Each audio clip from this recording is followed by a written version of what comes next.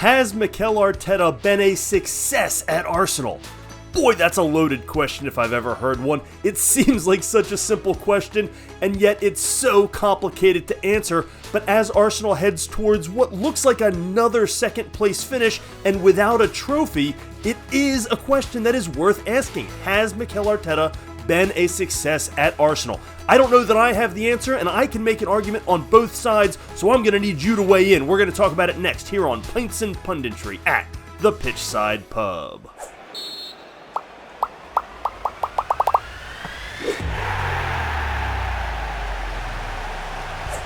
Now you'll notice the question is not, is Mikel Arteta a good manager? I want to make that very clear. He is obviously a good manager. Now, is he great? Is he elite? Is he world class? If we want to go down that rabbit hole, is he one of the best in Europe? I don't know about that. He's possibly, you could make an argument that he's very, very good, but he's definitely a good manager, and Arsenal could do a lot worse. And if and when they get tired of second place finishes and get rid of Mikel Arteta, they probably will end up doing worse. But maybe not, because there could be better options out there. But I'm not talking about is he good or not. I'm talking about is he or has he been to this point successful at Arsenal? And to answer that, we have to define what success means, because I don't think it's fair to just say, well, if you didn't win a Premier League trophy, you're not successful. That seems like an unrealistic standard, and we're going to talk about why that is. But before we get into this, go ahead and hit that subscribe button for me down below so you can follow the channel. Get in this comment section. I would love to get your opinions, particularly if you are an Arsenal supporter. Is this successful? How would you define this as a successful stretch? And if not, why not? And what do you expect? Get in that comment section. Let me know your thoughts. You can also leave some comments on Blue Sky at Pitchside Pub, and check out the website pitchsidepub.com. So how do we define success at Arsenal? Well, Arsenal is one of those clubs that, really, if you're not winning trophies, you're not successful. They are one of the few clubs where they can hold to that standard. That's not something we can say at every club. I would say Nuno Espirito Santo is having a very successful stretch at Nottingham Forest. He's not going to win the Premier League this year. He's probably not going to win any trophies. But you could not possibly tell me that he's not having a successful stretch there. And that's the case at a lot of clubs with a lot of managers. But at Arsenal, you got to win some trophies. And you got to win the right trophies. The FA Cup that Mikel Arteta won early in his managerial career, it's not the one that they need. It's not the one the fan base needs. In fact, that may have set some unfair expectations for what was to come for the managerial career of Mikel Arteta and what the Arsenal fan base was expecting here. But those expectations were already very high. This is a club that needs to win Premier League titles, and in its simplest form, he has not done that. So if you want to drill down to that bedrock, there is an argument to be made that no, he has not been successful because he hasn't won a Premier League title, and it looks like we're going to go into year 6 of that continuing to be the case. It looks like we're going to have a third straight second place finish, and that's simply not good enough for Arsenal fans. And I can't tell you that you're wrong. I can't tell you that that's the wrong opinion or that it is completely unfair, because Arsenal should be competing for titles, but they are competing for titles, and I think that's an important nuance. They're competing this year. They competed last year. They have lost out on titles by a point. They have been very competitive for 3 straight years now, and that in and of itself is success. But there's a difference between competing for them and winning them, and that is the real nuance here, and why some fans will say, till he lifts that Premier League trophy, he is not successful, because at Arsenal we expect to win. And it's unfair, but so is coaching at the highest level. So I get that. And again, I don't know that I'm going to definitively answer this, but I think it's an incredibly detailed discussion. And I understand the argument that if you don't win that trophy, you're not a success. However, that is even at the highest level, even at the biggest clubs in the Premier League and in Europe to a large extent, that is a very unfair standard to have to meet. The history of the Premier League is littered with good managers who were successful and didn't win Premier League trophies. In the history of the Premier League, since its inception, there have been 290 individuals to coach a Premier League team.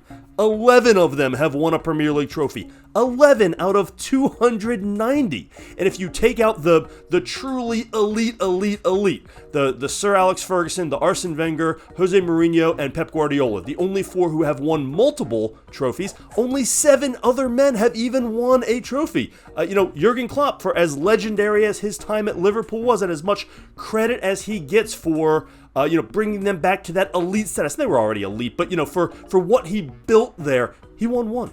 He won one trophy. It's almost easy to forget that. Now, he also won a Champions League trophy, so again, he's a legendary coach, of course, but he won one Premier League trophy in 10 years.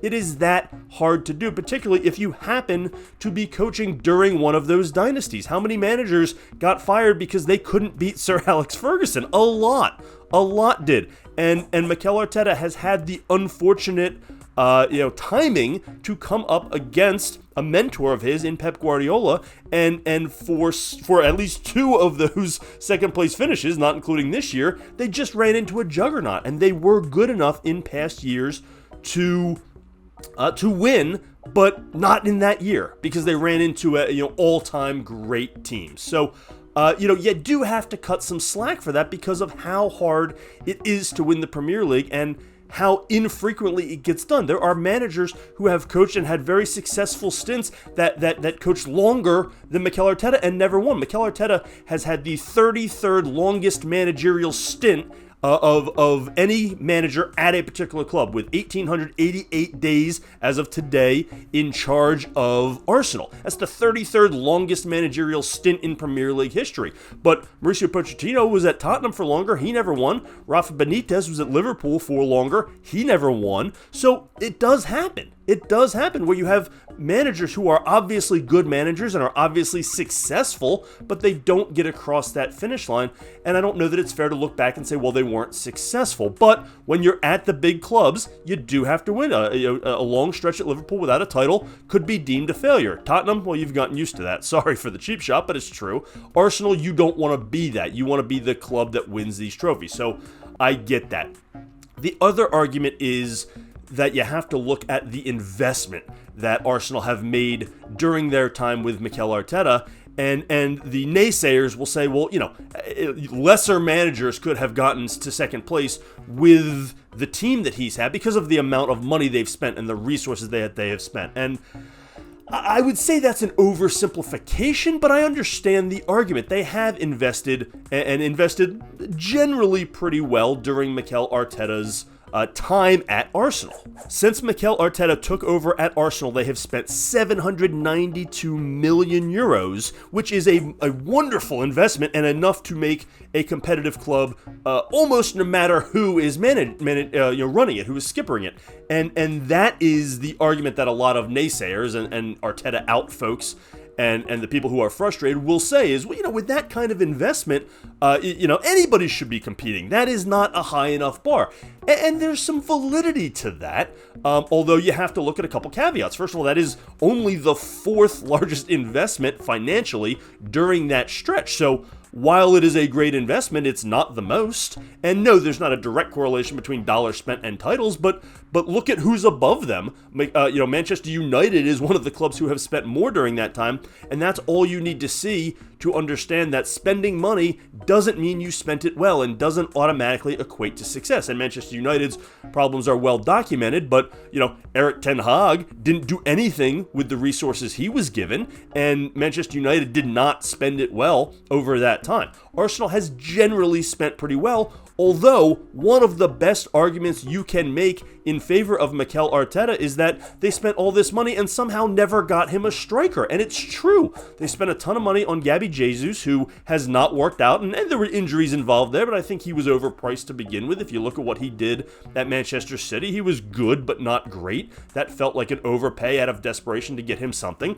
Kai Havertz, I have maintained, is a good player, but not a guy you want at striker every single day, and now he's hurt. How are you supposed to win a Premier League title without a striker? It can be done, but you have to have just gobs of elite talent around it. Manchester City did it a few years ago before Erling Haaland, using Phil Foden, a young Phil Foden, as a false nine, but he was surrounded by ridiculous amounts of talent. Prime Kevin De Bruyne, Raheem Sterling when he was still a massive contributor, Mahrez, Riyad Mahrez. It's just they had so much talent around that team that they were able to get away with it. But that is really more of an anomaly than anything else. There are not a lot of good examples of winning the Premier League without a striker. And so it's things like that make you go, yeah, it kind of makes sense that they've come in second a few times. Do you not think having a real, bona fide, genuine striker when they lost the Premier League by 1 point would have made a difference? I gotta say, it might have. It certainly might have. Should they have spent differently? Would you rather have had, instead of Declan Rice for over 100 million euros, would you rather have had Harry Kane? I don't think it's that simple because, you fill one hole and you then have another. Declan Rice has been very good, but you understand what we're talking about there. Or rather than 100 million for Declan Rice, would you rather have had a $50 million holding midfielder and a $50 million striker? That's a heck of an argument that you really need to consider. So did Arsenal, despite all the money they spent, did Arsenal properly arm Mikel Arteta to have success? If you want to make a defense of Mikel Arteta, I think that's where you start, and it's a very genuine defense. So if you want to defend him and say, yes, it has been successful because he's going on 3 straight second place finishes, he's made the Champions League consistently, he has gotten them back to being one of the big clubs, a powerhouse in the Premier League, a consistent top 4 finisher, considering where he took over when they were mid-table and he had a couple of 8th place finishes at the start of his career, and that's where they belonged at that time. That in and of itself is success, and he's done it without a bona fide striker, and he did it in the midst of one of the great dynasties in Premier League history with Manchester City. So those are easily defendable points that make you go, yeah, of course this has been a success. Look at where Arsenal was when he came in, and look at where they are now. How could you possibly not think that's a success? And the answer is, where's my trophy? Where's my trophy, right? I don't have my trophy. We don't have a Premier League trophy. And this year, of course, is the time when you can say, and it was there for the taking, right? You had an excuse when Manchester City was really cruising to all these titles, 4 straight titles. It was easy to go, listen, we're just not going to unseat this dynasty no matter what we do. But that dynasty is over, or at least it's taking a 1-year hiatus, and the door was open this year, and they did not walk through it. And there is something to be said for that. If you want specifics, I would argue last season, Mikel Arteta made what I thought was one of his biggest coaching blunders when they were coming down the stretch and they had the game against City, and they knew City was going to have to lose a game between then and the end of the season if they wanted to overtake them. We were down to about a point difference, and we were at maybe 6 games left in the season. And Arsenal, rather than trying to go out and beat Manchester City, they sat back, they played incredibly passive, and they played for a draw. That was a missed opportunity. He could have lost, but he wasn't going to win because he didn't try. I thought that was a massive, massive mistake on Mikel Arteta's part. You could argue that part of why they don't score more is because he's not playing enough attacking football. You can get into some real nuance here. I don't want to get too far down the rabbit hole, but I do think this year is the first time where it has been there for the taking and they didn't walk through that door. I do think the lack of a true striker is killing them. It's absolutely killing them this year of all the years when they needed to go out and score to keep up with Liverpool. But they haven't been able to do it, and it's certainly not for a lack of overall spending and resources. So I'm straddling the fence here because I think you can make arguments on both sides. I would say, at the end, yes, Mikel Arteta has been a successful manager for Arsenal, and I think if you were to get rid of him, depending on who you brought in, you'd be looking back and going, damn, those were good times. That was a successful stretch, because it could be a hell of a lot worse, depending on who you replace Mikel Arteta with. Now, if you were going to go out and get Xabi Alonso, okay, maybe it could be better. There are managers out there. Look at what Liverpool did and got Arne Slot, who was not nearly as highly regarded and not nearly as well known, and he's turned out to be a beautiful manager for Liverpool. So you could do better, possibly, but man, you could do a lot worse. So I'd be careful going down that road.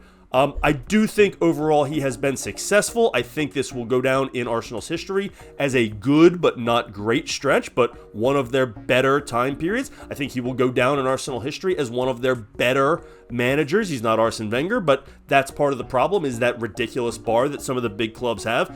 Manchester United has not had any success since Sir Alex Ferguson because nobody can get out of his shadow. Arsenal is not stuck quite as badly in the Arsene Wenger shadow, but it doesn't help, and that's the bar. The 3 Premier League titles is the bar that has been set, and Mikel Arteta has not matched that, and that is a fact that cannot be disputed. Does that mean he's not successful? I don't think it's fair. I don't think it's quite that black and white, but if he doesn't get a title at some point, that is going to start to have to be the truth. And it is going to be difficult to continue to defend him as the opportunities to continue to present themselves. Again, he had built-in excuses with Manchester City dominating. They are not. Now is the time where Mikel Arteta needs to get Arsenal and Arsenal supporters the trophy they desire. It's not going to happen this year. Next year may be his last chance to do it. We will see. It also will depend on what kind of investment they continue to make in the club. What do you think? Would you call Mikel Arteta's time at Arsenal a success? Would you say he has been a successful manager for the club? If not, why? If so, why? Get down in that comment section. Let me know what you think. You can also leave comments on Blue Sky at Pitchside Pub. Make sure you hit that subscribe button for me at this point if you haven't done so already. And check out the website, pitchsidepub.com. Thanks as always for joining us here on Pints and Punditry at the Pitchside Pub.